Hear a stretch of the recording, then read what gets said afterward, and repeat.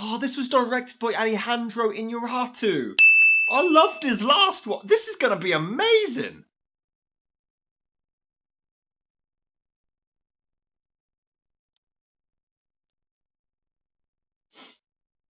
Don't make a sound.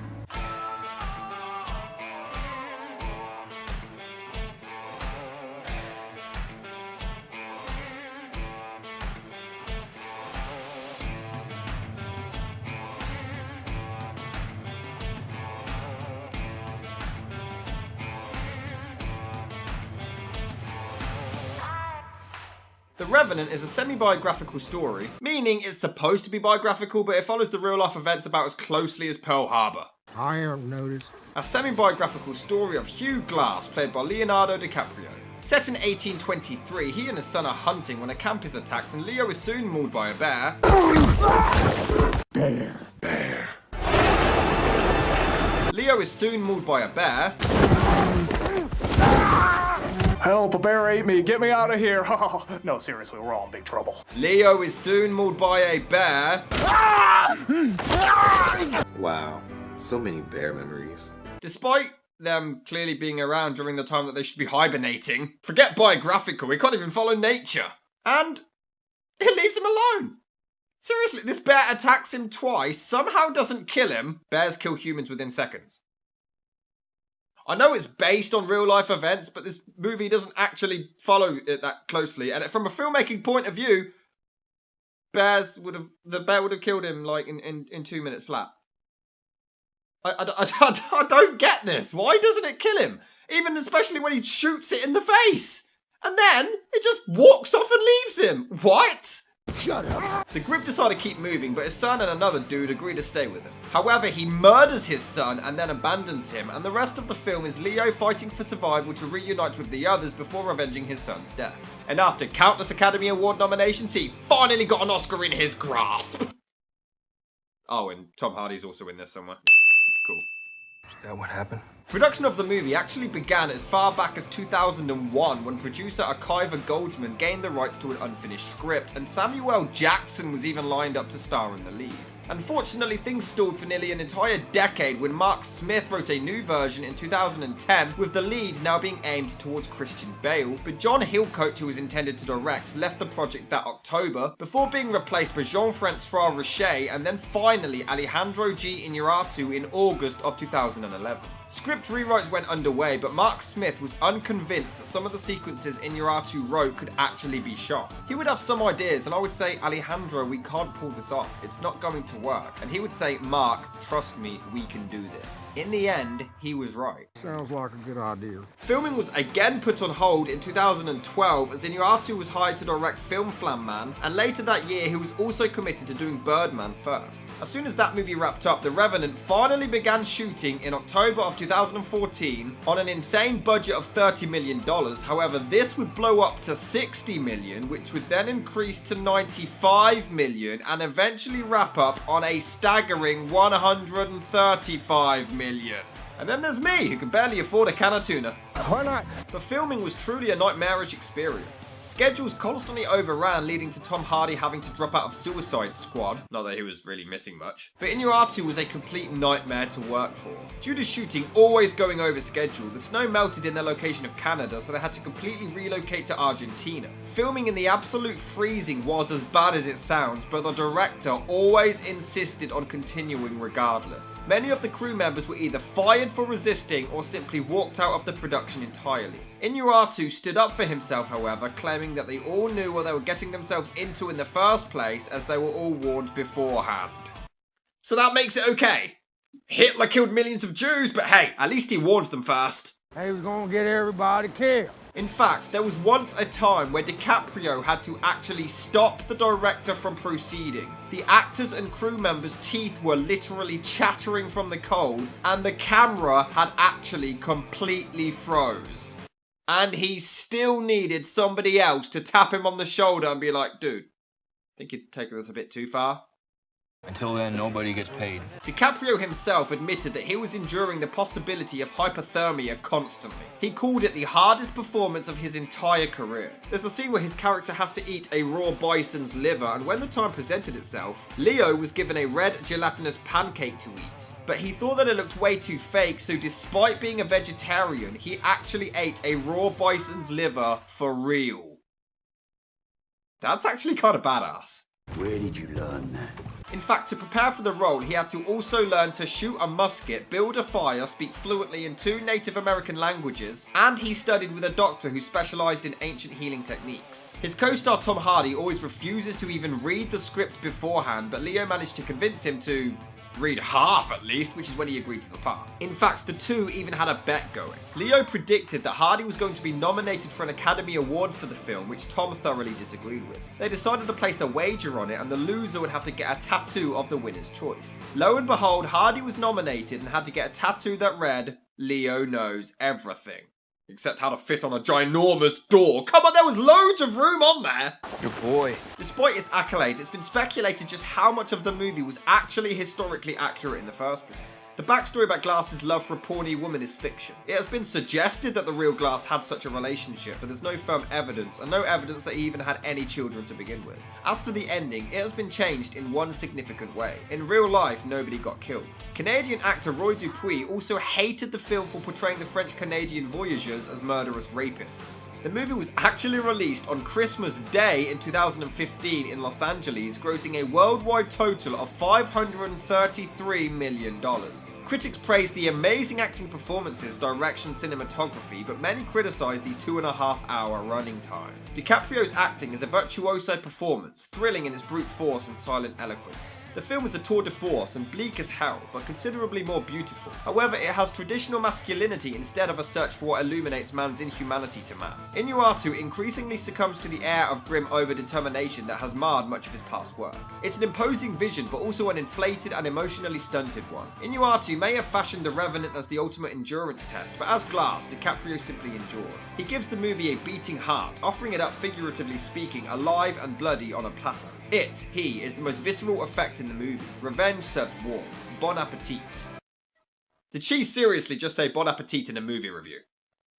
And now I have as well. Brilliant. They did the right thing. Emmanuel Lubezki's images are mere pictorial ornaments to Alejandro G. Inarritu's bland theatrical stagings. The Revenant is a misery fest that plants its narrative flags as carelessly as a Roland Emmerich blockbuster, guaranteeing us a viewing experience almost as arduous as the trials depicted on the screen, before reaching a conclusion that's sealed the moment the audiences first meet the key players. The movie picked up Academy Awards for Best Director a year after winning the same for Birdman, making him only one of 3 directors to win Best Director awards consecutively. Emmanuel Lubezki picked up Best Cinematography for the 3rd year running, the only man to have ever done so. And finally, after 4 failed nominations with What's Eating Gilbert Grape, The Aviator, Blood Diamond and The Wolf of Wall Street, Leo finally did it and picked up the big win, making it the 4th year in a row where the Best Actor winner was playing a real-life person, after Daniel Day-Lewis in Lincoln, Matthew McConaughey in Dallas Buyers Club, and Eddie Redmayne in The Theory of Everything. The movie also picked up Golden Globes for Best Drama, Best Director, and Best Actor for Leo, 5 BAFTAs for Best Film, Best Director, Best Cinematography, Best Sound, and Best Actor for Leo. Tom Hardy won Best British Actor at the London Film Critics Circle, and Time magazine even listed both DiCaprio and director Inarritu in the 100 most influential people of 2015. I have never been so terrified in my life to upload a movie review. Out of all 104 episodes now, I have never been afraid to air my opinion. Until now. Not even Lord of the Rings. But I am now. The Revenant sucks. See? Why shoot a horse? Why do it? At least it wasn't a dog. Ain't nobody talking to you. Alright, yes, the cinematography is astounding. It features the trademark Inarritu long take, showing off the scenery and obvious rehearsals, and honestly, it looks amazing. Topped off with some great visuals and minimal gore. There's also subtle directorial choices like having the audio slowly tune out as the music takes over. The CGI of the bear attack looked great, and there's no music adding to the realism and fear. The acting performances are all incredible. Well... Life? What life you talking about? I ain't got no life. I just got living. The only way I get to do that is through these pelts. Why does he talk like he's got a bunch of marbles stuck in the back of his throat? Life? What are you talking about, life? I ain't got no life. What life you talking about? Look at you! If you can't stand up, you can't do war! Yeah, we all will be if you don't quit wailing like that. Why do they talk like they're still trying to digest some beef steak? There's intense moments where they're hunting or being hunted and there's no music, so they're lying in wait. It's really thrilling. But other than that, remember when the script mattered? I can see the appeal, the cinematography is gorgeous, so I can honestly see why so many people like it. But to me, this is nothing more than a boring, generic survival in the woods flick. I made fun of Avatar for doing this crap in 2009, and even then it was unoriginal. How come everyone ripped on Avatar for being so uncreative, but now the Revenant gets a free pass? This was 2015, and it does nothing to separate itself. It's just boring. And every time I research into it, all I hear is how much they had to go through to make the film, or what Leo had to go through for his performance. That doesn't automatically make it amazing. I mean, Harold P. Warren poured his entire life savings into Marno's The Hands of Fate, and that's universally and historically known as one of the worst movies in history. Yes, Leo went through a lot. Yes, the crew endured ridiculous circumstances. And sincerest well done to them on finishing it, but that doesn't automatically excuse any negative criticism. This is Boyhood all over again. So, Jay, what's your pick for Best Picture? Boyhood. Mike, what's your pick for Best Picture? Boyhood! Boyhood? Boyhood. Boyhood. Boyhood, it's a fucking amazing. Boyhood. Boyhood. Boyhood. Boyhood. Boyhood. Boyhood, it's amazing. Boyhood. It took 12 years to make. Did you know that it took 12 years to make? Dude, Boyhood. it's amazing. It's magical. You can see a kid grow up on screen. It's fucking magical. Boyhood. Boyhood. Boyhood. Boyhood, it took 12 years to make. Did Boyhood take 12 years to make? It took a really long time to make. It took longer than it took them to make the Great Wall of China! But this is honestly one of the most disappointing viewing experiences I have ever witnessed. I mean, there are clever moments when Leo is really smart with how he survives, and the music mostly gets you into the action. The opening sequence, for instance, is incredible. But other than that, it's the same boring, generic cliche we've seen before. There's nothing special, but I guess because it's based on a true story and the movie is clearly Oscar bait, you can't hate it. The characters have nothing to them. Leo single-handedly kills the bear with his bare hands. You know this movie isn't even worth it. You ought to be proud of yourself, boy. And that's cool and everything, but other than that, there is no reason to want him to survive other than the fact that he's Leonardo DiCaprio. They clearly ran out of ideas too, because for a film that's 2.5 hours, they just stop and do random shit constantly.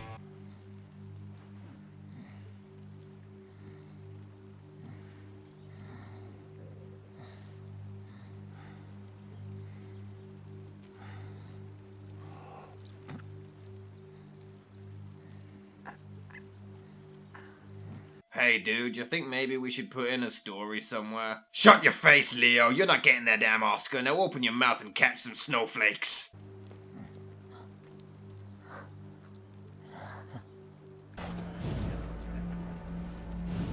Sir, I don't know what else we can do with this script. Oh, I don't know, Smith. Put a rape scene in there. And I just don't get the hype for DiCaprio. I mean, he does fine. It is DiCaprio after all, and I've never seen a bad performance from the guy. But there's nothing here that separates it. There's nothing here that, in my mind, surpasses Gilbert Grape or Blood Diamond or Wall Street. No way he could have ridden through the night.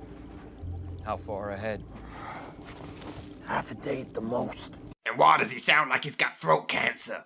I'm Batman. Give me an Oscar. This is what got me an Oscar, not Gilbert Grape, the greatest performance in the history of Hollywood. Blow me. Oh, Leo literally spends the entire first hour lying on his ass. And after he gets abandoned, he miraculously somehow becomes healed in a split second and he can now suddenly move. What the hell? This is Dark Knight Rises level of healing right here. And when he finally reunites with the others, he somehow just gets better. But in real life, this never happened. He had to actually crawl and struggle constantly. But I guess one thing Inu-R2 did right was that he realized we already had 2.5 hours of crawling and struggling. Any more would have been overkill. The other characters just spit boring filler, and literally we get this dramatic moment 2 hours in, and I guess we're supposed to care, but my brain cells had already leaked out of my nostrils at this point, and I lost my ability to give a shit. Was it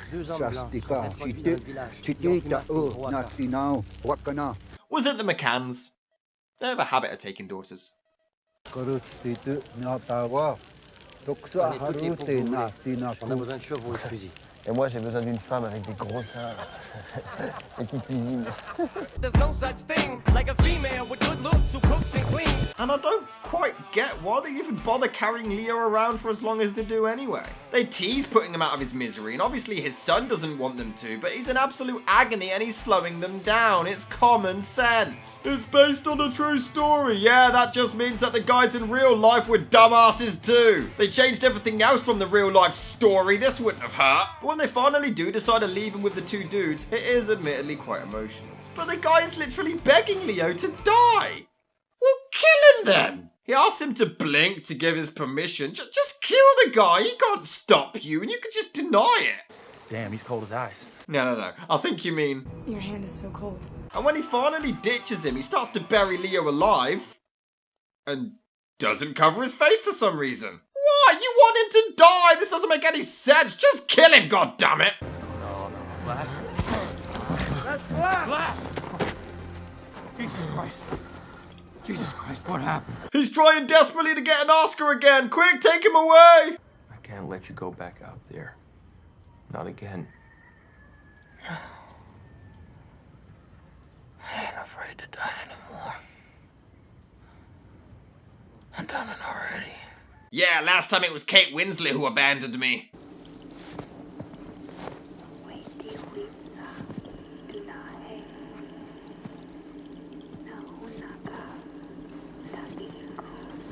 We're trying to be artsy. Give us an Oscar. Hey look, the avalanche is dropping quicker than this video's dislike bar. And even towards the end, Leo himself is looking for the film to finish. Where the hell are the closing credits? They gotta be here somewhere. How much longer can we drag this shit out for? And for a musical score that's so amazing for most of it, it suddenly changes and sounds like a kid wandered in, found some random instruments and began just clunking them together.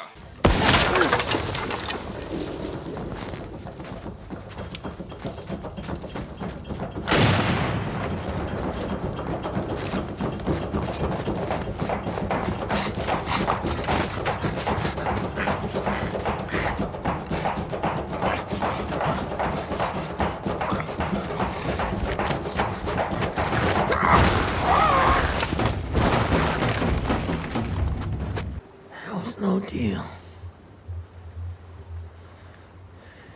You killed my boy. Prepare to die. Well, maybe you should raise a man. Says some girly little bitch. Oh, shit just got real, fam. The fight itself is actually really cool. Even the camera gets snow on it, which is either a genuine mistake or a really clever subtle touch. You decide. But it's very realistically put together with knife wounds and such, but the ending is weird. I'm fine with it not explaining everything, but Leo breaks the fourth wall and just looks directly into the camera.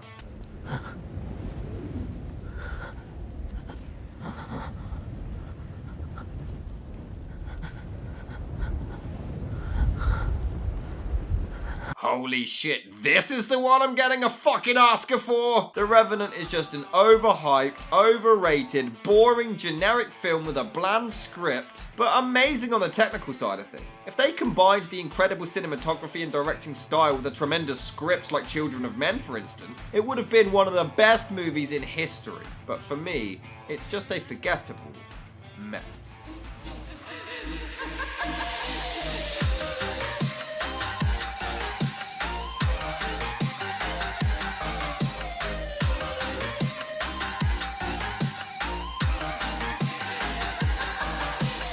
Genuinely worried about the backlash now. Just watch the sub count drop. You don't know what you're talking about. You shouldn't be doing reviews.